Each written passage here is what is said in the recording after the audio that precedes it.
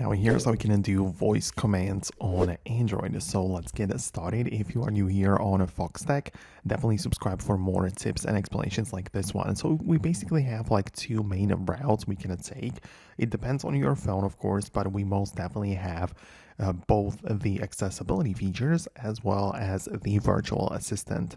So if you go to the settings app of your device, you can scroll through the menus and find accessibility. So let's start with that.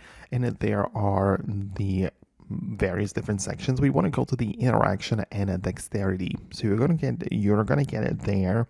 And there is, of course, the voice access.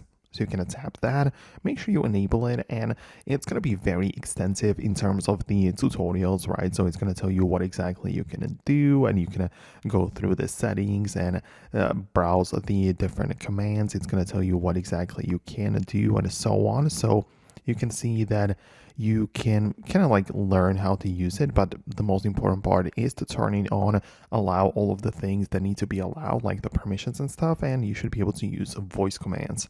So this is like the accessibility side of things, but you can as well set up a voice assistant. So if you hold it down on the home button right here, you can see that the voice assistant gets turned on.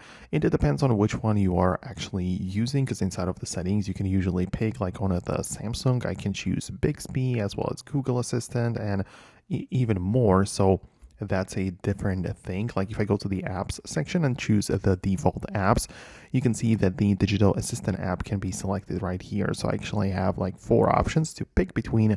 So it depends on your specific phone, but most likely you should also be able to use your voice commands and like control the phone this way too. So I hope it makes sense. In case of any further questions, let me know about them below in the comments. It's possible I'll make more videos about it, but for now that's it, and I'll see you later.